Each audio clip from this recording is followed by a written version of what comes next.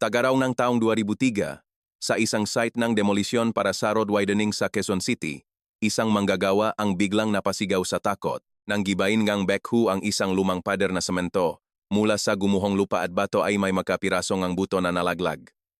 Noong una, inakala nilang buto iyon ng hayop, ngunit nang lumapit ang tsapatas upang suriin ito, halos manghina ang kanyang manggatuhot at napaupo siya sa lupa. Kasama ang isang bungo na pinaniniwalaang sa isang babae, tumambat ang isang naagnas na singsing. Sa loob ngang singsing, may nakaukit na mga salita na malinaw pang nababasa. 989, ang ating simula. 14 na taon.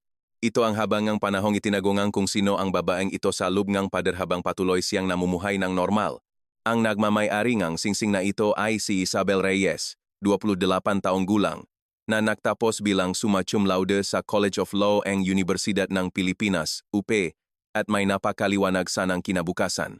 Noong huling bahagi ng 1989, habang naghahapunan sa bahay ng kanyang mabiyenan, bigla na lang siyang naglaho na parang bula. At ang pinakamasaklap, ang taong nagpanggap na pinakamatagal at pinakamasigasig na naghahanap sa kanya ay nasa paligid lamang. Ano nga ba talaga ang nangyari sa loob ng bahay na iyon noong gabing iyon? Ang inyong pag-subscribe at pag-like ay magbibigay ng lakas upang samahan natin ang kwentong ito hanggang dulo. Taong 1989. Ang buong Metro Manila ay balaw ng positibong atmosfera. Ilang taon matapos ang EDSA Revolution, ang buong bansa ay puno ng pag-asa para sa pagbangon ng ekonomiya, at ang mga hakbang mga tao sa kalsada ay mabilis at masigla. Ito ang panahon kung saan naniniwala ang lahat na kapag nagtrabaho ka ng mabuti, aangat ang buhay mo. Si Isabel Reyes ay nasa gitnang ganitong panahon. Ipinanganak si Isabel sa Iloilo City noong 1961. Mula pagkabata, kilala siya sa kanilang bayan bilang isang napakatalinong bata. Sa edad na 22, nakapasa siya sa UP College of Law bilang top-notcher. At naibalita pa ang kanyang pangalan sa mga lokal na pahayagan sa probinsya. Matapos makapagtapos, nagtrabaho siya sa isang kilalang law firm sa Makati habang namumuhay ng mag-isa sa nirentahan niyang apartment. Pambihira ito noong makapanahong iyon dahil hindi madali para sa isang dalagang galing probinsya ang mamuhay ng mag-isa sa Maynila. Nakilala ni Isabel si Kenneth Villanueva nang siya ay 26 taong gulang. Nakakilala sila sa pamamagitan ng isang katrabaho at matapos ang mahigit isang taong pagnonobyo. Nagpakasal sila noong unang bahagi ng 1988. Ang kanyang asawang si Kenneth ay isang simpleng empleyado sa isang construction company sa Maynila. Ang nakaukit na 1989, ang ating simula sa loop ng singsing ay ang mensahe sa ikalawang singsing na iniregalo ni Isabel sa kanyang asawa noong 1989, isang taon matapos silang ikasal. Siya mismo ang pumili at nagpaukit nito sa isang sikat na alahero. Ang naging problema ay ang pamilya ng kanyang asawa. Ang kanyang biyenang lalaki na si Sergio Villanueva, 58 taong gulang nung panahong iyon, ay isang negosyante na may-ari ang isang malaking hardware at supplier ng construction materials sa Quezon City. Sa panlabas, siya ay isang iginagalang na tao sa komunidad at 2 beses pang naging barangay captain. Ang biyenang babae naman na si Yolanda ay tahimik, matipid magsalita, at laging nakadepende sa timplang ang ulong kanyang asawa. Ang kapatid ni Kenneth na si Nadine ay may asawa na nakabukot ng tirahan. Noong una, labis na ipinakmamalaki ni Sergio na galing uplaw ang kanyang manugang. Kapag may mga binyag o piyesta, siya pa mismo ang naunang magyabang na ang asawa ang kanyang anak ay isang magaling na abogada. Ngunit ilang buwan matapos ang kasal, unti-unting nag-iba ang ihip ng hangin dahil hindi iniwan ni Isabel ang kanyang trabaho, nagsimulang magpakita ngang inis si Sergio. Paulit-ulit niyang sinasabi sa hapagkainan na hindi magandang tingnan na ang asawang babae ay laging wala sa bahay. Si Kenneth naman, na laging naipit sa gitna, ay walang magawa at hindi makapagsalita para ipagtanggol ang asawa. Oktubre 14, 1989, isang Sabado ngang gabi. Naghapunan sina Isabel at Kenneth sa bahay ngang gabiyanan sa Quezon City. Ayon sa naging salaysay ni Kenneth kinalaunan, sobrang bigat ng atmosfera sa bahay noong gabing iyon. Habang kumakain, ni isang salita ay walang binitawan ang kanyang amang si Sergio, habang ang inang si Yolanda ay abalang pabalik-balik sa kusina. Pagkatapos maghapunan, sinabi ni Isabel na lalabas muna siya para lumanghap ng sariwang hangin. Lumabas siya ni gate mag-isa. At iyon na ang huli. Napansin na lamang ni Kenneth na hindi na bumalik ang kanyang asawa bandang 10:00 na ang gabi. Lumabas siya at nahanap sa mga eskinita, ngunit walang ni anino ni Isabel. Ngunit may isa pang nakapagtataka. Nang lumabas si Isabel, naiwan ang kanyang pitaka, coat, at handbag. Kinaumagahan na nang mag-report sa pulisya si Kenneth. Nung nga panahong iyon, may paniniwala ang mga pulis na kailangang lumipas muna ang 24 hanggang 48 oras bago ituring na missing person ang isang tao. Ang reaksyon ng desk officer sa presinto ay baka naglias lang ito dahil sa away mag-asawa. Sabing pulis, baka naman nasaka lang yung manugang ninyo sa bahay niyo kaya nakpalamik lang. Babalik din yan. Ngunit lumipas ang 3 araw at hindi nakpakita si Isabel. Walang tawag sa opisina. At wala ring balita ang kanyang magulang sa Iloilo. Nagsimula lang ang seryosong investigasyon nang lumuwas papatungong Maynila ang sariling ama ni Isabel na si Manuel Reyes at galit na nagreklamo sa presinto sa Quezon City. Ang investigador na may hawak ng kaso ay si Police Inspector Mateo Ilustre, isang veteranong mahigit isang dekada nang nagsisilbi. Sa totoo lang, noong una ay gusto niyang ituring mada ang kaso bilang simpleng paglalayas. May dahilan siya. 2 buwan bago mawala si Isabel, nasabi niya sa kanyang katrabaho na sobrang hirap pakisamahan ng mga biyenan ko. Gusto kong lumayo pansamantala. Binago ng salaysay na ito ang direksyon ng investigasyon. Inisip ni Inspector Ilustre na kusa itong umalis, kaya nag-ikot sila sa mga motel at transient houses sa buong Metro Manila. Ngunit lumipas ang 2 linggo, walang nakitang bakas.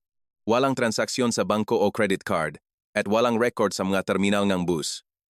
Noong 1979, halos walang CCTV cameras sa mga kalsada at hindi pa uso ang cellphones. Ang paghahanap ng ebidensya ay hindi ganon kadali. Isang araw, habang walang usad ang kaso, isang hindi inaasahang tip ang dumating. Galing ito kay Mang Waldo, isang matandang lalaki na nakatira sa kabilang bahay Villanueva. Ayon kay Mang Waldo, noong gabi na nawala si Isabel, may narinig siyang boses ngang babay mula sa gawing ang pader ni na Sergio. Hindi niya maintindihan kung ano ang sinasabi. Ngunit sigurado siyang boses ito ngang isang taong humihikbi at umiyak. Nangyari raw ito bandang 9:00 ng gabi. Wala pang isang oras mula nang lumabas si Isabel ngang gate. Sino kaya ang nagmamayari ng boses na iyon? Sapat na ang impormasyong ito upang ibahin ni Inspector Ilustre ang direksyon ng investigasyon. Agad niyang binalikan ang bahay ng biyanang si Sergio. Ngunit sa pagkakataong ito, iba na ang atmosfera. Kung noong una ay matulungin si Sergio, ngayon ay panay na ang pag-iwas niya sa mga tanong. Iginit niyang nasa loop lang siyang bahay at hindi lumabas noong gabing iyon. Ganun din ang sinabi ni Yolanda. Sinabi niyang nasa kusina lang siya buong gabi, sumasang-ayon sa sinabi ng asawa. Ang napansin ni Inspector Ilustre ay ang kamay ni Sergio. Noong unang bisita niya ay wala ito. Ngunit ngayon, may mahabang kalmot sa likod ng kanyang kanang kamay. Katwiran ni Sergio, naktamo siya ng sugat habang nagbubuhat ng mga kagamitan sa bodega ng kanyang hardware. Pwedeng palampasin ang palusot na ito, ngunit tahimik itong isinulat ni Ilustre sa kanyang talaarawan. Kasabay nito, lumitaw ang isa pang tauhan, si Michelle Santos, katrabaho ni Isabel. Sinabi ni Michelle sa pulisya na 1 linggo bago mawala si Isabel habang sila ay nanananghalian, may kakaibang sinabi ito. Natatakot ako sa biyenan kong lalaki. May mga kakaiba siyang ginagawa sa akin. Nang tanungin ni Michelle kung ano ang mga kakaibang ginagawa nito, umiwas lang ng tingin si Isabel at pilit na tumawa. Nahati ang opinyon ngang pangkat ng mga investigador dahil sa salaysay na ito. Sabi ngang iba, dapat nilang ipitin at imbestigahan ng mas matindi si Sergio. Sabi naman ng iba, huwag munang kumilos ng padalos-dalos dahil wala pang matibay na ebidensya. At sa mismong panahong iyon, isang bagong saksi ang nakpagulo sa kaso. Si Monica Tuazon, matalik na kaibigan ni Isabel mula pa sa UP. Kusang pumunta si Monica sa presinto at binitawan ang isang nakakagimbal na pahayag.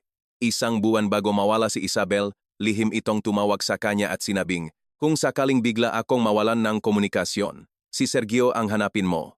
Napaisip ng malalim si Inspector Ilustre habang nakikinig. Hindi ito simpleng paglalayas. Ngunit may malaking problema. May perpektong alibi si Sergio. Mas matibay ang alibi niya kaysa sa inaasahan. 5 tao ang nagpatunay na noong gabi na nawala si Isabel, Dumalo si Sergio sa isang inuman at pagpupulong ng mga negosyante sa kanilang barangay. Buwanang pagtitipon ito, mga may-ari ng negosyo sa Quezon City, at magkakasama sila sa isang restobar mula alas 8 hanggang alas 11 gabi. Maging ang may-aring restobar ay nakakaalala sa kanya na parami raw ng inom si Sergio at kinailangan pang akayin palabas ng kanyang nakasamahan. Sumakit ang ulo ni Inspector Ilustre. Lumabas si Isabel ng alas 8:30 at narinig ni Mang Waldo ang pag-iyak bandang alas 9.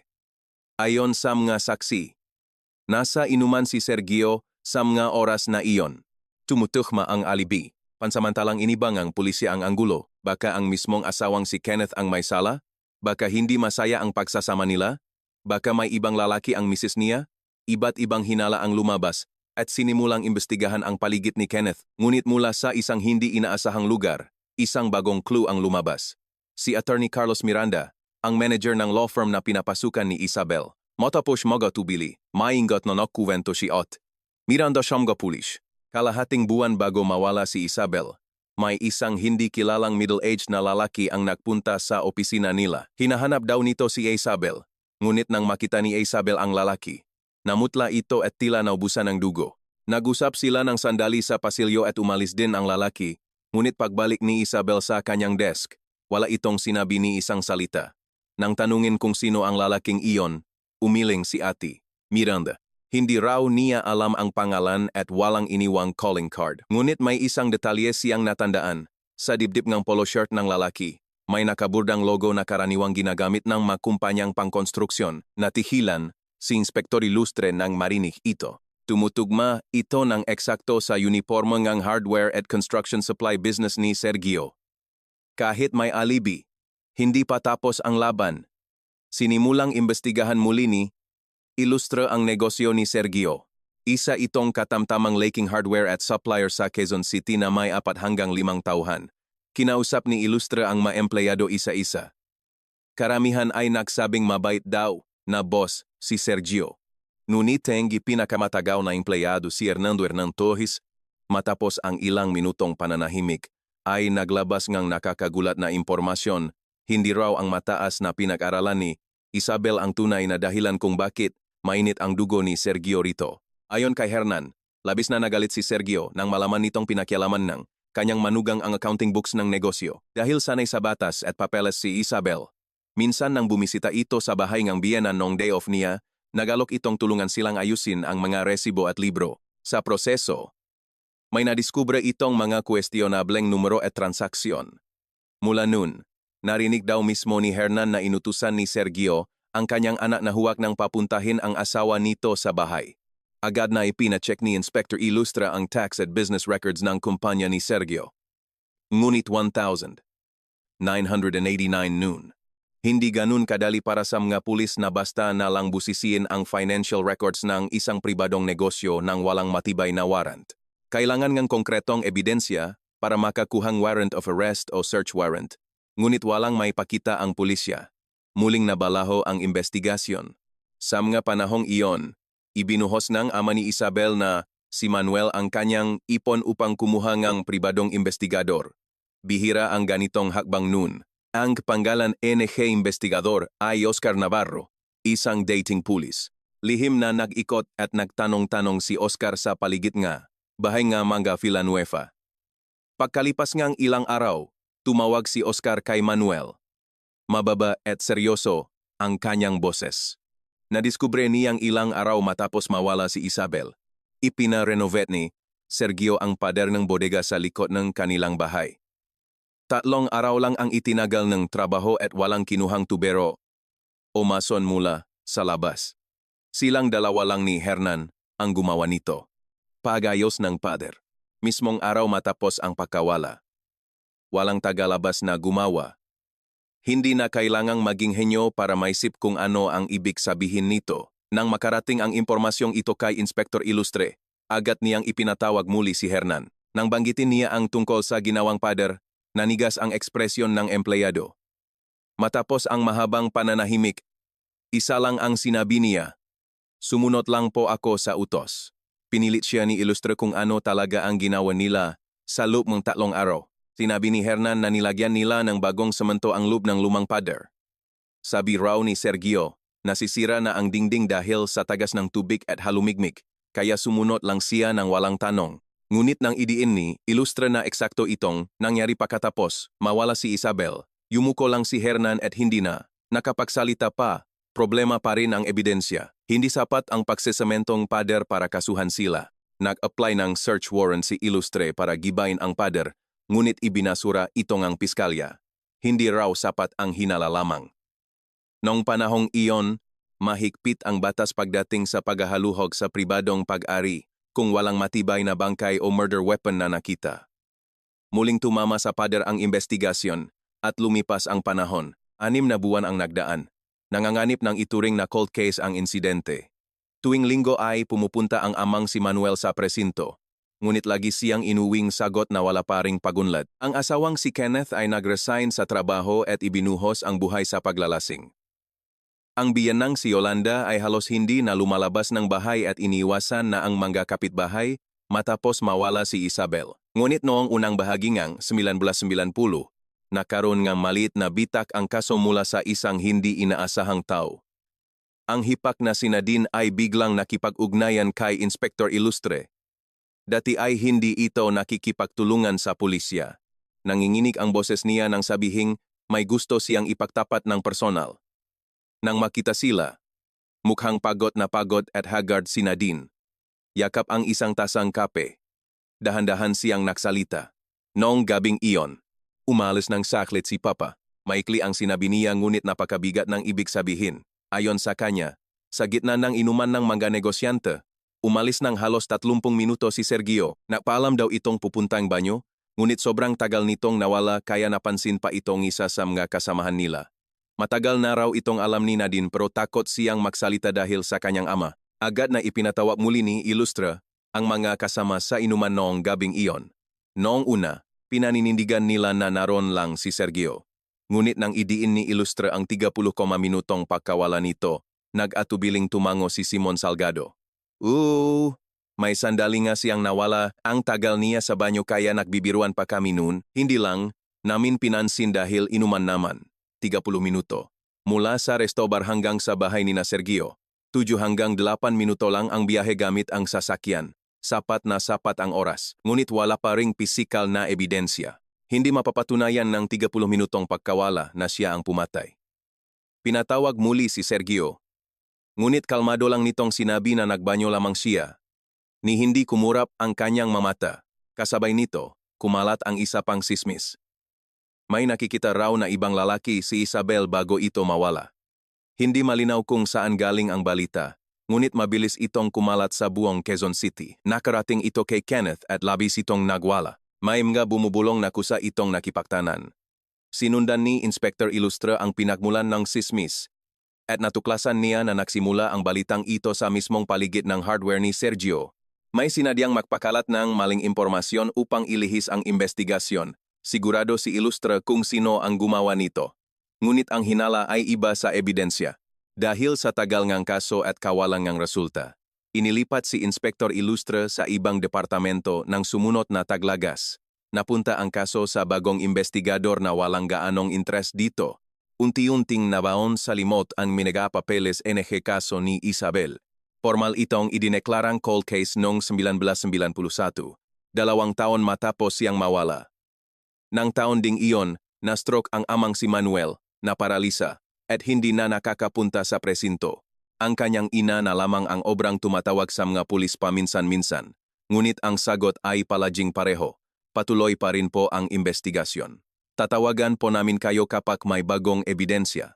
Para na rin, itong deklarasyon Nege Pagsuko, taong 1992, nang muling magpakasal sa ibang babae si Kenneth.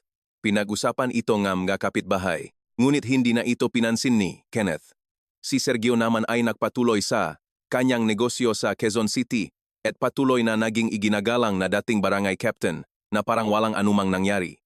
Ngunit nung taklakas na 1995, isang maliit na baka ang muling nakpainit sa matakal ng nanlamig na kaso. Ang kaibigan ni Isabel na si Monica ay nagboluntaryo sa isang NGO na nagdodokumentong mga kasong nawawalang kababaihan. Inorganisa ni Monica ang mga detalye ng kaso ni Isabel at ibinigay sa mga human rights organization. Inilatala ito sa kanilang newsletter at nakuha nito ang atensyon ng isang mamamahayag na si Risa Makalintal. Isa siyang batang reporter na nasa edad 20s na bagong assign sa news desk. Pinuntahan ni Risa si Monica, nakinig sa kuwento, at sinubaybayan ang lumang talang pulisya. Hinanap niya at natakpuan si Inspektor Ilustre. 5 taon na siyang nasa ibang unit, ngunit sinabi ni Ilustre na hindi niya makalimutan ang kaso ni Isabel. Inilabas ni Ilustre ang kanyang personal na tala-arawan na hindi kasama sa official police report at ipinakita kay Risa. Ang kalmot sa kamay ni Sergio, ang nangingini na mukha ni Hernan, ang pagawangang pader, ang 30 minutong nawawala. Sigurado si Ilustre na konektado ang lahat ng ito, ngunit walang ebidensya.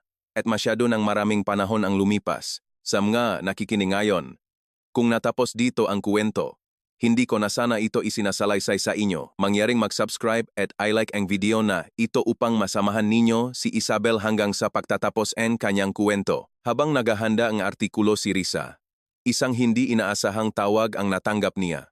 Galing ito kay Yolanda, ang biyanang babae. Halos pabulong ang boses nito at ramdam sa telepono ang pangingining kanyang nakamay. Isa lang ang sinabi niya. May kailangan akong sabihin. Parang awa mo na, makipakita ka sa akin.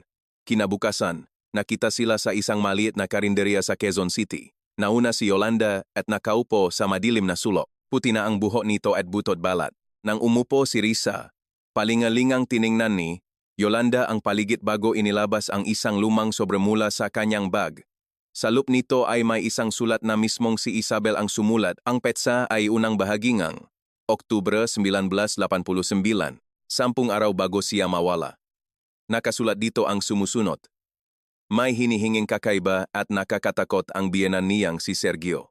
Pinagbantaan siya nitong huwag na huwag ipagsasabi ang mga kahina-hinalang transaksyon at nakatagong pera na nadiskubre niya sa accounting books ng hardware. Kapag nagdaldal ka, may kalalagyan ka. Banta daw ni Sergio. Isinulat ni Isabel na sobrang takot na takot siya. Wala siyang mapagsabihan kaya idinaan na lang niya sa sulat. Ayon kay Yolanda, nakita niya ang sulat na ito habang inaayos ang magamit ni Isabel ilang araw matapos itong mawala. Ngunit dahil sa tinding takot sa asawa niyang si Sergio, 6 na taon niyang itinago ang sobresakay kailaliman ng kanyang aparador. Hindi na raw niya kayang dalhin ang konsensya. Tumulo ang luha ni Yolanda at paulit-ulit na humingi ng tawad. Agad na ibinigay ni Risa ang sulat kay Inspektor Ilustre. Matapos kumpirmahin, ipinasok ito ni Ilustre bilang formal na ebidensya sa pulisya. Ang kasong matagal nang itinuring na cold case ay muling nabuhay. Sa pagkakataong ito, inilipat ang kaso sa cold case unit sa ilalim ng bagong investigador na si SP Otiga Danilo Dan Roxas. Gamit ang sulat bilang batayan. Muling binusisi ni Dan ang nakaraang tax records ng kumpanya ni Sergio. At doon napatunayan na may mga itinatagong pondo at ghost deliveries ang kumpanya noong huling bahagi ng 1980. Hindi maliit na halaga ito. Malamang na ito ang mismong nadiskubre ni Isabel. Binalikan din ni Dan ang record ng pakukumpuni ng pader. 3 araw matapos mawala si Isabel, walang kinuhang tagalabas. Silang dalawa lang ni Hernan. Agad tinawagan ni Dan ang engineering office ng Quezon City Hall upang itanong kung may plano para sa demolition sa barangay nina Sergio para sa road widening project. Sabing clerk, kasalukuyan na itong ginigiba, na mamadaling na maneho si Dan papunta sa lugar at sa mismong pagdating niya, narinig niya ang sigaw ng isang manggagawa. Ito ang eksaktong eksena na narinig ninyo sa simulang ng kuwentong ito. Ang abutong na hukay mula sa pader ay dinala sa NBI at PNP Crime Lab. Lumabas ang resulta matapos ang 2 linggo. Buto ito ngang isang babae at tinatayang namatay sa pagitan ng huling bahagi ng 1981 at unang bahagi ng 1990. Nang itugma ito sa DNA mula sa sample ng buhok na ibinigay ng ina ni Isabel, nagmatch ito ng 100%. 14 na taon. Iyon ang habang panahon na nakulong si Isabel sa malamig at madilim na pader. 3 araw matapos matakpuan ang ngabuto, ipinatawag si Sergio sa presinto para imbestigahan. 72 taong gulang na siya nun. Puti na ang buhok at mabagal na maglakad. Ngunit sa loob ng interrogation room, hindi pa rin kumukurap ang kanyang nga mata. Wala akong alam, git niya. Inosente raw siya. Lumang pader na raw iyon at wala siyang kinalaman doon. Ngunit iba na ang sitwasyon ng mga ebidensya ngayon. Ang sulat ni Isabel, ang salaysay ni Hernan, ang 30 minutong pakawala, ang 3 araw na pagawa sa pader, at ang huling pako sa kabaong, ang nakitang singsing ni Isabel at ang mga mikroskopikong hiblangang tela sa paligid ng mga buto na tumugma ng eksakto sa materyales ng uniformeng hardware ni Sergio. Sa pagtatanong ng piskal, tuluyan nang bumigay si Hernan. Inamin niyang noong gabing iyon, tumakas si Sergio mula sa inuman at tinawagan siya. Pinapunta siya sa bodega, at pagdating niya doon, nakahandusay na si Isabel. Sabi ni Sergio ay aksidente lang ang nangyari. At dahil sa sobrang takot, sumunod lang si Hernan sa lahat ng utos nito. Siya mismo ang naglagay ng bangkay sa loop ng pader at nakpalitada ng semento. Habang nagbibigay ng salaysay, nakatakip ang mga kamay ni Hernan sa kanyang mukha. Hanggang sa huli, pinanindigan ni Sergio na hindi niya iyon sinadya. Naktalo raw sila ng matindi ng manugang dahil sa mga kwestiyonableng libro at nawi sa aksidente. Ngunit ayon sa piskalya, ang pagbabanta niya bago ang krimen upang patahimikin ito at ang planadong pagtatago sa bangkay sa pamamagitan ng pagsesemento ng pader ay malinaw na patunay ng sadyang pagpatay, premeditated murder. Ang tawa ni Yolanda noong 1995, ang sulat na itinago sa aparador ng 6 na taon, at ang mabutong nalaglak mula sa gumuhong pader sa demolition. Lahat ng ito ay nakonekta-konekta upang lumabas ang katotohanan. Inaresto si Sergio sa kasong murder at pagtatago ng bangkay. Tumagal ang paglilitis ng halos 2 taon, at sa huli, nahatulan si Sergio ng reclusion perpetua pagkabilanggo ng 20 hanggang 40 taon. Nang ibaba ang hatol, magkakatabing nakaupo sa loob ng korte ang ina ni Isabel, ang kaibigang si Monica, at si Inspector Ilustre. Nang basahin ang hatol, tahimik na umiyak ang ina ni Isabel. Ang mga labi ni Isabel ay iniuwi at inilibing sa sementeryo ng kanilang pamilya sa Iloilo noong Teglagas ng 2003, ang 28 anyos na. Dalaga na nagtapos ang summa cum laude sa UP, namuhay ng marangal mag-isa sa Maynila, at hindi nagbulag-bulagan sa maling nakita niya, ay sa wakas na kauwi na rin. Hindi kailanman kayang itagoeng isang malamig na pader ang katotohanan. Gusto lang naman mamuhay ni Isabel ng tahimik at tama. Siya ay isang simpleng tao na marunong kumilatis kung ano ang mali at marunong matakot sa mapanganib na bagay. Wala siyang ginawang kasalanan, ngunit masyadong matagal siyang hinayaan ng mundo na mag-isa. Ang isiping sa isang lugar na dapat ay ligtas siya, at sa kamay pa mismo nga taong dapat niyang pakatiwalaan, nangyari ang karumal-dumal na krimen hanggang ngayon ay nagpapabigat pa rin ito sa ating mga dibdib. May makilala ba kayo na biglang nawalan ng komunikasyon ng walang malinaw na dahilan? Yung mataong bigla na lang nawala, pero walang ni isang nag-isip na may masamang nangyari sa kanila. Minsan, ang ating simpleng pagkamusta at pag-usisa ay maaaring maging sagip buhay para sa iba. Kung naiwan sa inyong isipan ang kwentong ito ngayong araw, mangyari po lamang na mag-subscribe at i-like ang aming channel. Malaya rin kayong mag-iwan ng mensahe para kay Isabel sa comment section. Ang inyong bawat komento at suporta ay nagsisilbing lakas upang ipagpatuloy namin ang paggawa ng makabuluhang kwento. Hanggang sa muli nating pagkikita sa susunod na video.